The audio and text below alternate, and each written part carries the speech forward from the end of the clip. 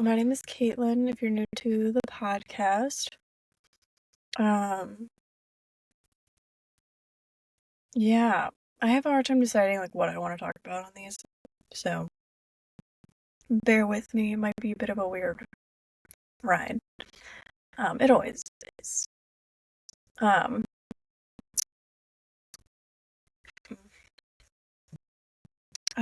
Yesterday was decent.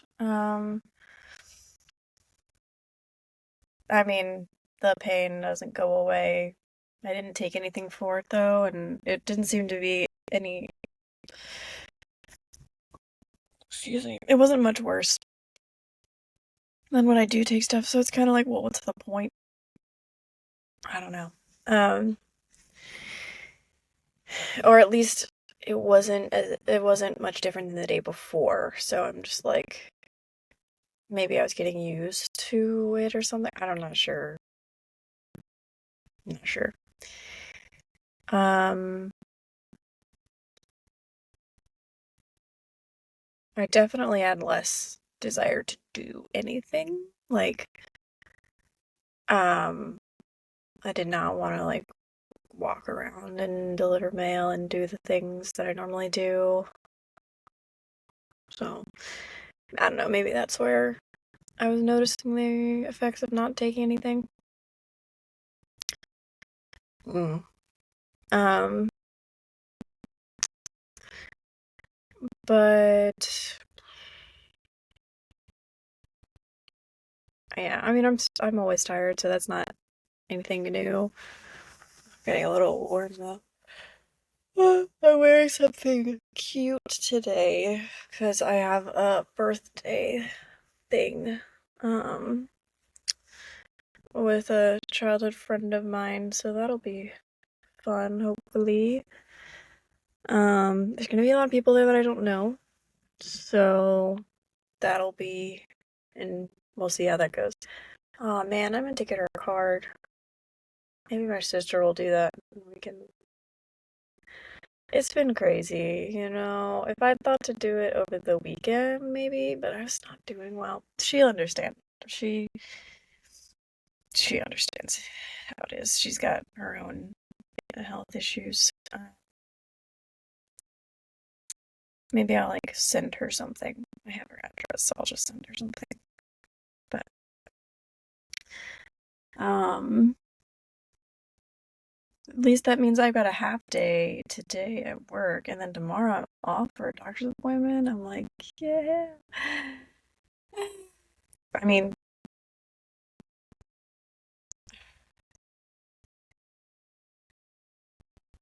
I don't know. Uh, I know I talked last episode about how my partner is very supportive of if I need to, have a part-time job instead. That's, they're totally fine with that. And as much as that's hard for me, I I talked last episode a little bit about my internalized ableism, but I did kind of want to go a little bit more into detail about what that looks like. Um,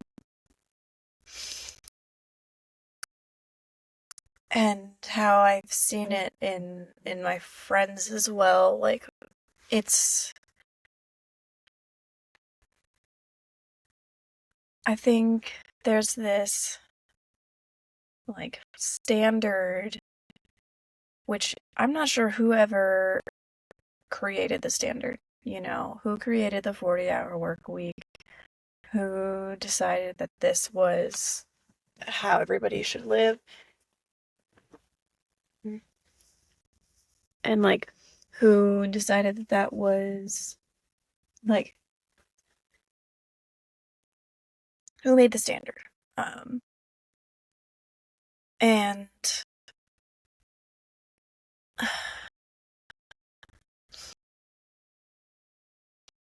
I feel like for women even more so, I know it's changing a bit, but it's still we're kind of the ones that are expected to like figure out what we're gonna eat for dinner, and if we don't make something, then we're eating out, like nobody else is gonna make anything. Now, this isn't like everybody, but generally speaking, men don't cook as much. And so for me in my household, it's like nobody's gonna cook if I'm not the one cooking, probably. Um,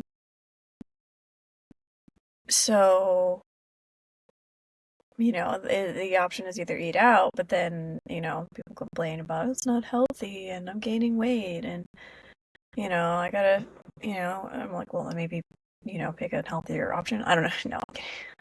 Not really. Um, my partner doesn't see this. I'm not trying to call you out, I promise. It's just stuff that I see in a lot of people.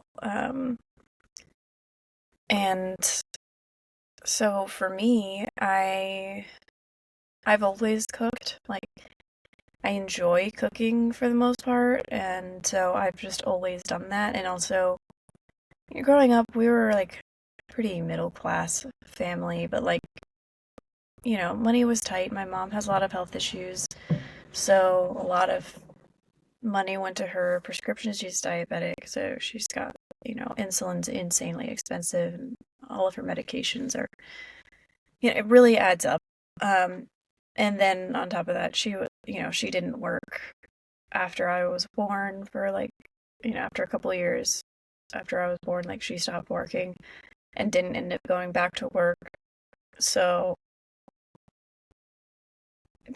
our way of making things doable and affordable, even though my dad had a good income, with, you know, one income for four people is, it can be kind of tough. And so while we weren't like struggling,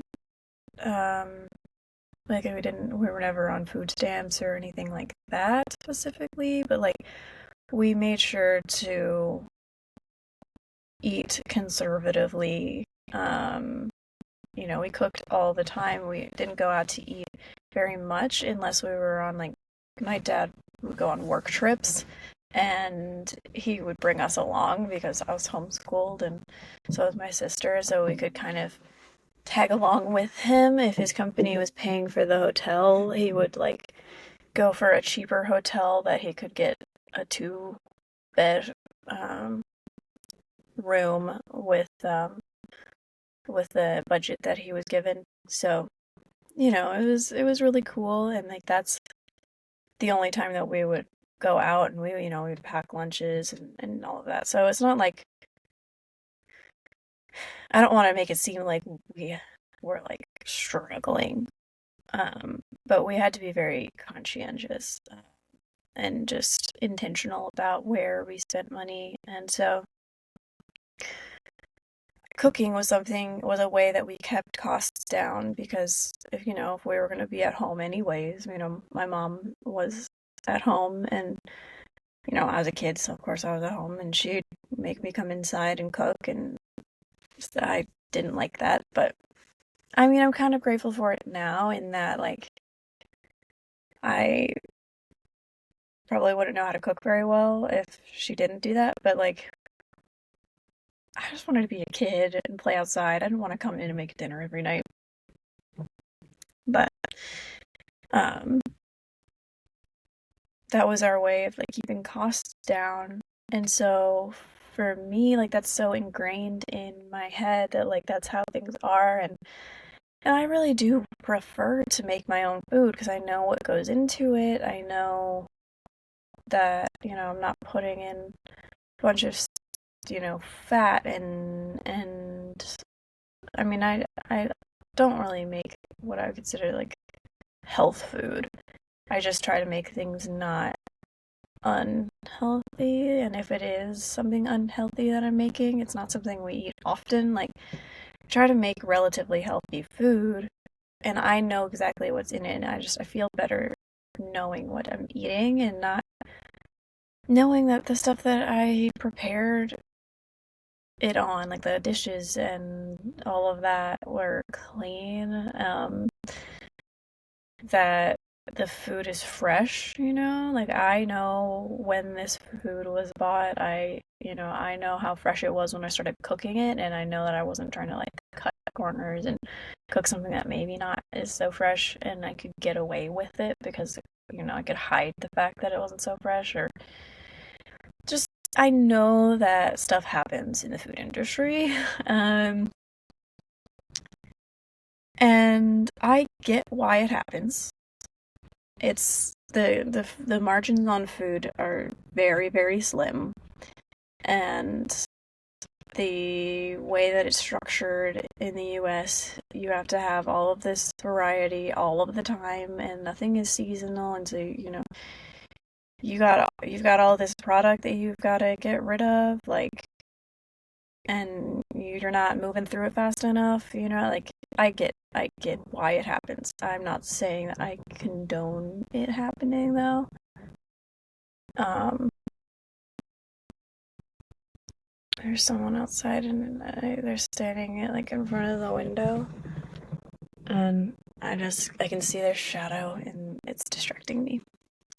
Um I don't know why. I So this is why I sometimes feel like I might have ADHD. Um Things distract me for sure. So, I don't know. Yeah, I'm not sure. I just feel like maybe my brain isn't as noisy as like some people with ADHD, so maybe that's why I'm not. I don't know.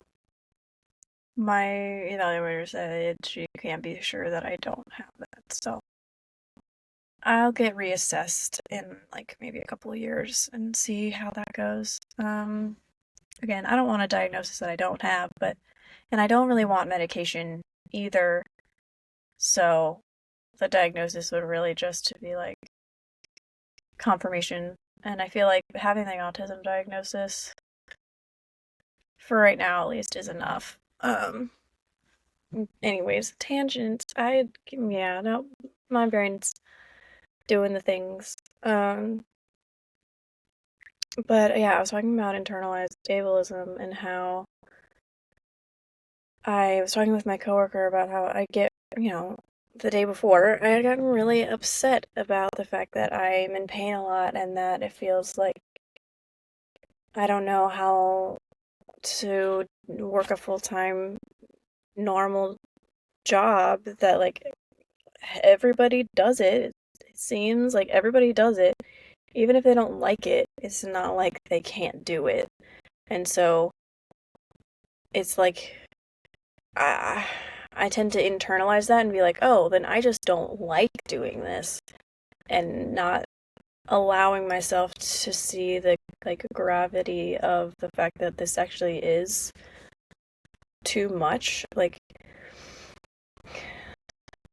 I tend to just downplay it, and I have a hard time knowing, like, is it just that I don't like it, or is it that I am feeling burnt out and like I physically can't do anything. But I got home last night, so worn out. I was like getting drowsy in the car.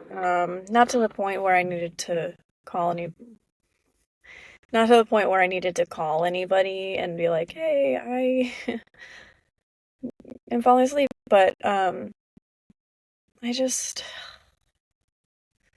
I got home and my whole body was just so tired. I didn't even do anything. Like, I really didn't do anything. Um, Other than just sit at the desk and then like get up and check on some things and then sit back at the desk. Like, I didn't do anything that should have made me feel like I had just like run a marathon or something. Like, my whole body was so tired, so I laid down for like 10 minutes, and then my dad knocks on the door, which, well, not, he was kind and not, expecting me to do anything, but he was like, "Hey, are we gonna make dinner?" Which I mean, he did help me a little bit, so I do appreciate that. He helped me prep the asparagus, but I was like, are we gonna make dinner? Or should we think of another plan? Um, I don't want to discount if you're tired. And I was like, yeah, I'll be down in a minute. Like, everything was easy to make and it was ready. Like, I had everything that I needed. I was just using this, like, herb marinade that I have, like, several bottles of, and pouring it on some chicken thighs and just cooking them. And then I just, like, cook it in the marinade, and it kind of makes, like, a thick sauce once it cooks down. It's actually pretty good. And then I just chopped up some red potatoes, washed them, and seasoned them, put them in the oven on like 450 because I'm like, I gotta get these things cooked. Um, and then my dad like worked on the asparagus because some of them were getting a little funky, and I was like, can you please go through all of these and make sure all the squishy ones are like out of here, and if they're slimy, like throw them away. Like if we don't have enough, then we'll make salad. Like it's fine. Like my mom took a nutrition class when I was younger, and ever since then, like we've been very good about like always have to have vegetable with like at least dinner every day. So I think we have pretty well-rounded meals. I think that's pretty well-rounded meal there. But um, I was able to like push through and get that stuff done, and then I, ate and was like, I have to lay down now. Like, I can't do anymore. Um, so it's like, I can do it if I absolutely feel like I have to. Like, if I feel like I'm letting somebody down by not doing it, then I feel like I have to push through and do it. Um, Even if it's not necessarily what's best for me in that moment. So I don't know.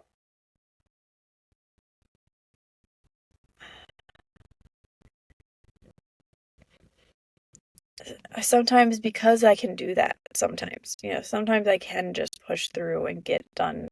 Then I feel like, oh, well, then I am capable and I don't need to change. My life's fine the way that it is. I just need to push through it more. But I do that all the time, and I don't want to be in a constant state of feeling like I'm just pushing as hard as I can because I know what happens, and eventually I won't be able to do that anymore. And I don't know. It's like until I'm there, I have a hard time believing, like, oh yeah, I will be incapacitated. Like, it's like I have to be in it to really believe it. Um, so that's annoying. Very much so. Um, I want to just be able to function, but it's hard when you're not neurotypical and you have a physical disability as well. And so you're like, um, basically holding yourself to a healthy person's standard when you're not what the system considers a healthy person. Like, I don't fit into whatever that system is that we have created that is the norm. That 40 hour a week work week. And like specifically being 5 days a week. And also I'm at work 45 hours a week. So that's yeah.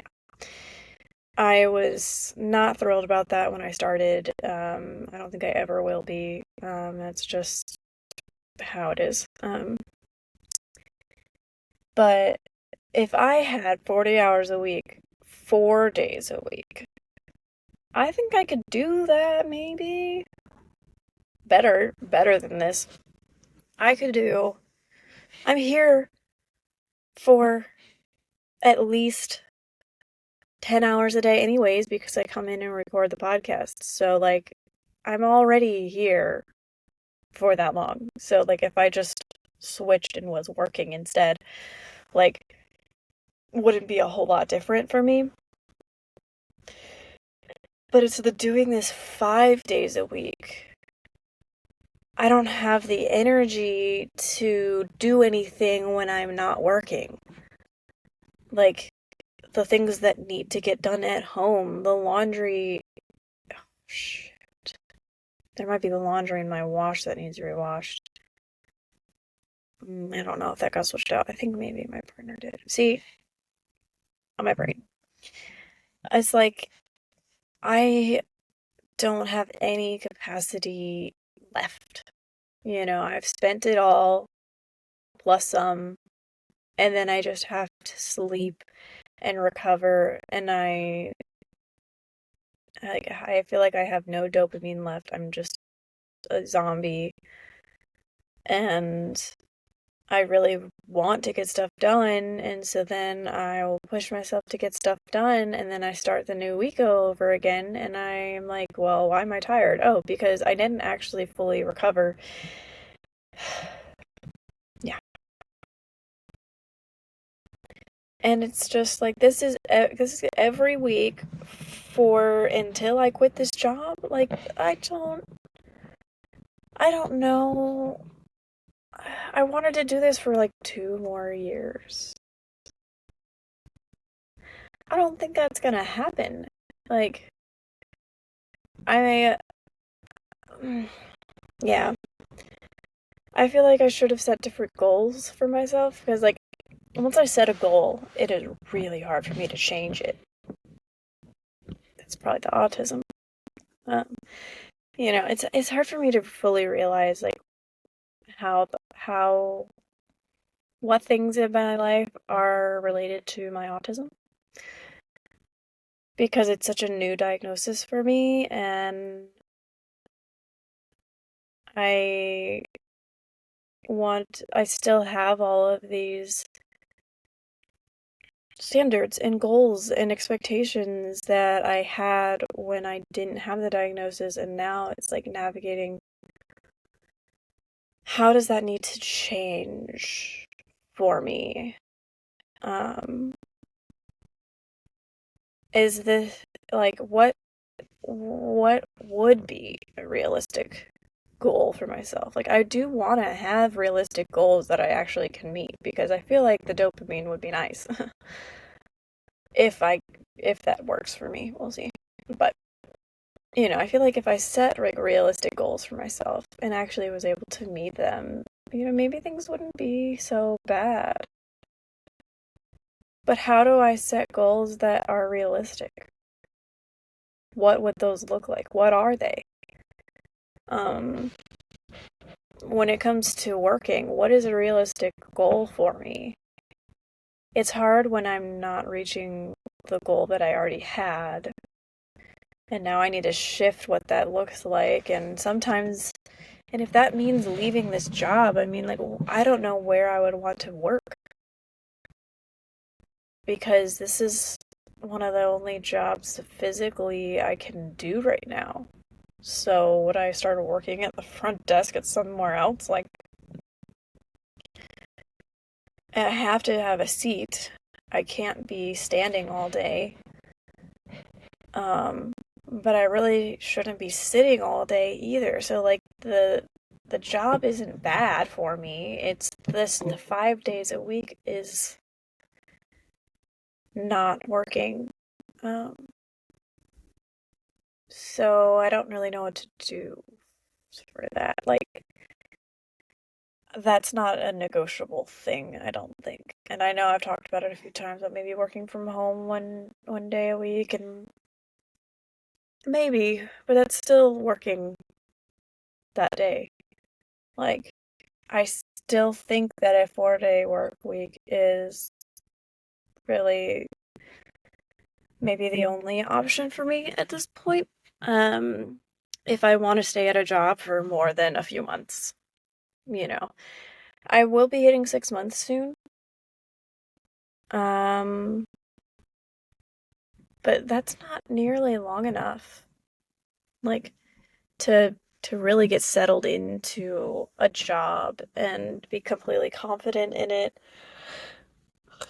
Especially especially a job like this where there's a lot of different roles, a lot of different hats that I wear, and I feel like I'm just now getting like totally comfortable with it, and I am also getting to the point where I can't keep up.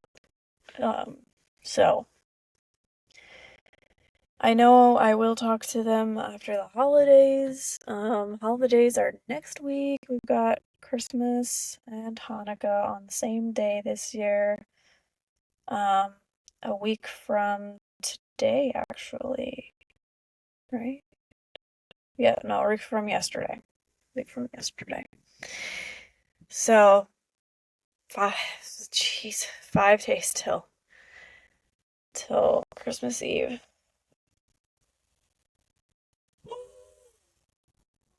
Oh. Yep, it's gonna be a needed break. I don't know how much of a break it's going to be just because I know myself and I tend to be like, oh, well, now that I'm not working, I can do all of the things that I've wanted to do or needed to do that I couldn't get done because I was working. So here we go. I'm going to try really hard to relax and feel proud of the accomplishments of relaxing. Because that is an accomplishment for me, especially. I'm really bad at relaxing. So if I can do that, that is an accomplishment, and I don't have to do all the things. Um, but yeah, I'm just really trying to set realistic goals. I want to have some realistic goals for myself. And I know everyone's like, oh, 2025, set your New Year's resolutions, New Year's goals. It doesn't matter what time of year this was happening. It just happens to be close to the end of the year. Like, I want to set realistic goals for myself in general in life. Maybe they will be New Year's goals or whatever, but I don't even want to make it like a full year. Like, I want to set shorter term, realistic goals for myself. I just don't know what. So, we'll see if anybody's got ideas on some realistic work goals or realistic life goals. Let me know. Um, and if there's anybody that, just wants somebody to talk to, I am much better over like messaging. I have more time to formulate my responses and I can respond when I have like the mental capacity to, and I'm sure there are a lot of people that relate to that. I'm sure you guys relate if you're neurodivergent, because yeah. Um, for my friend's birthday, I wished her, happy birthday, and that she would have a full battery. And she said, "Oh my gosh, that's such a great wish." Um, because like I said, she's got her own health issues, and I don't know for sure if she's neurodivergent, but I really wouldn't be surprised at all. That's how most of my friends are. They're just walking around undiagnosed, and I'm over here like, I need a diagnosis so I can know for sure. Um, but I know that you don't have to be neurodivergent to have a small battery. If you're, disabled in any way, your battery level is different. Your number of spoons, if you prefer that analogy, is different. So if you're feeling like you don't have very many spoons and you want someone to talk to about it, I'm not a therapist, but I really do like hearing people's perspectives and their experiences, and it helps me kind of get a different perspective too. And yeah, like that's one of my favorite things is listening to my couple of coworkers talk about their lives and their, experiences and stuff. And I could listen to them talk about their experience like for hours. I mean, maybe I'd be pretty tired after the fact, but like I still enjoy it. So yeah, you know, I don't. I know a lot of people are like, I'm not judgmental. I don't judge, and then they're like kind of judgy. But like, I really try my best to not judge anybody for really, I always think, there is a reason why somebody has this perspective. Even if I don't agree with it, it doesn't mean that my perspective is the right perspective. It just means that my perspective is different and I didn't go through the same things this person did. So their perspective is 100% valid to who they are. Um, so yeah, if you want a non-judgy, you know, person that, isn't in your family, that, um, doesn't know you personally, it can be helpful for me to talk to people that, like, they don't know the ins and outs of my everyday life. They don't know all the people in my stories, and it can be really helpful to just get things out, and get kind of an objective, perspective, or even just to have somebody that listens and is supportive. But I don't have to worry about them being like, well, are you sure? Like, I know that person and I don't know if that's correct. And like, you don't have to deal with that when the person doesn't know everybody in your life. So yeah, if you needed a person, email me and I will get back to you.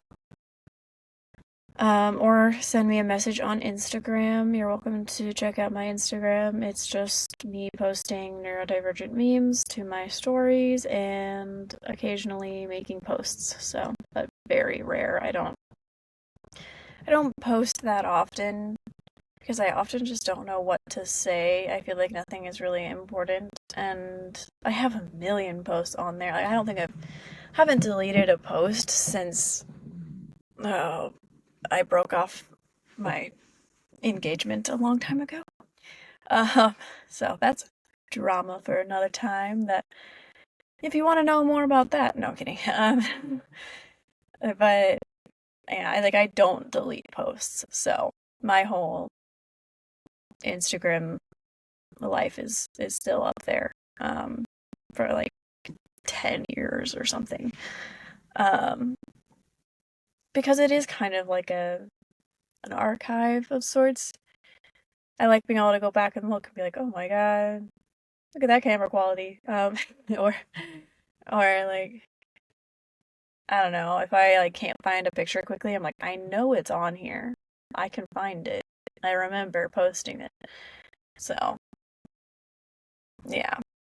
Um, my brain is really scattered today, and I just keep going on different random thought trails, and I don't know. I think that's just how it's gonna be today. I'm tired. I'm always tired, but like, yeah, I'm always tired. It just looks different every day on how that affects me. Yeah, if you can relate to any of this, or if you like the podcast, give it a thumbs up, or however your streaming service allows you to like. I would like to figure out how to get this on more streaming services, but I am not good at tech stuff. Like, I can do a spreadsheet, but other than that, this is a whole nother realm that I've never experienced before, so I need to learn. I don't have a lot of time to learn, or the brain capacity to learn much. Like, if somebody could explain it to me, it'd be a lot better than me trying to go out and find the information on my own at this point, just because I'm so tired. So, yeah. Leave a comment if you want. Please, nothing, really disturbing or hateful. I would appreciate that. If you don't like the show, then don't watch it. There's like a million podcasts out there. You don't have to listen to mine. I'm surprised that anyone really listens to mine, if I'm being honest. I'm just like, really? People want to hear this? But also, I get it, because I listen to these kinds of podcasts where people are just talking about their lives, because I really like to learn about other people's lives from like a real perspective. I don't want to hear somebody's fake, scripted, overproduced life story. I want to hear like your day-to-day, how you really see things, what it's really like. So that's why I started this, and also because I just need to talk and not annoy people. So if you're annoyed, then I'm not doing well. But my thought is, if you don't like it, you don't have to listen. And so it's a lot better than being in person, where if you don't like it, you're still there in front of me listening to me. So I think it's a good compromise. I can also listen back to it and be like, oh, that's what I sound like. That's how I act when I'm alone or whatever. Yeah.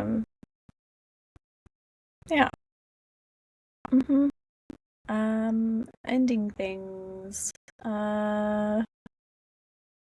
Yeah, I'm trying to think.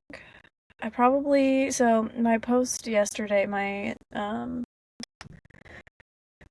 podcast yesterday, the episode didn't post, so I posted it today. So this one will probably go up tomorrow or today. Honestly, I don't care. I'll probably just do it today.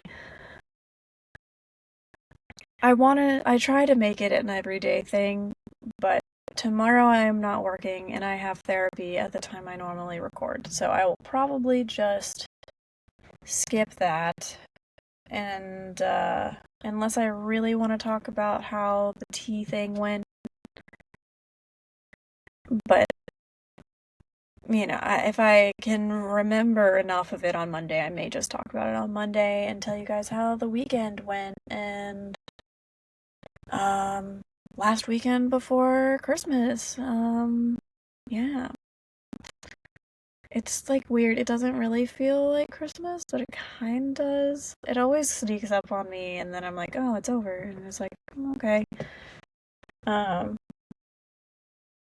I'm not religious, so it doesn't really mean anything to me. Like, I saw a post today that talked about like the first sin recorded in the Bible is actually God lying to Adam and Eve about that the tree was gonna like kill them, and instead it just gave them knowledge, and that like actually the serpent was right and it did give them knowledge, and like God cast them out because of it.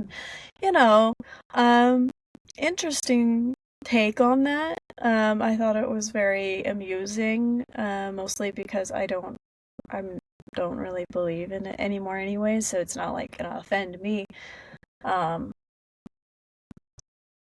But again, I don't really care what you believe. Everybody's perspective is different. I think as long as you're not hurting anyone and trying to like force someone else to believe the same way as you, then I don't see a problem with it. But Christmas doesn't really mean anything to me. It's just an excuse to spend time with family and to buy people things, and I love making people happy and getting people gifts. So like it makes me really happy. And I like all the lights, and it's a pretty time. And hot chocolate, I'm gonna go make myself some right now.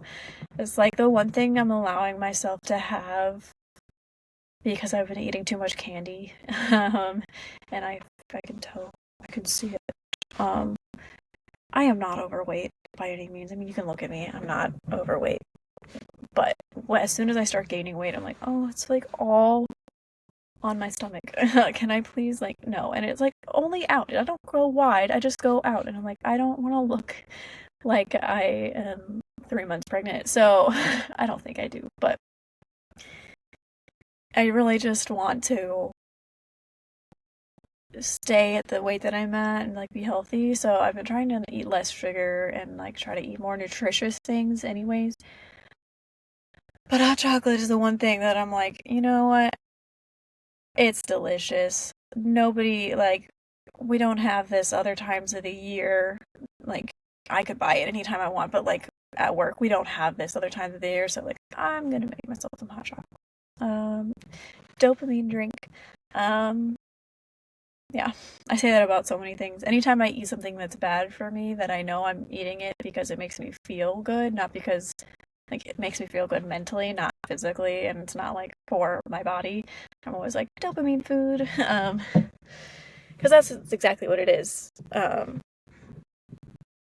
think that's the autism too. I'm just like I call things how it is. It's a dopamine food, and I don't know. It makes me happy to call things like that how it is. Anyways, I gotta work in like 4 minutes. I should go.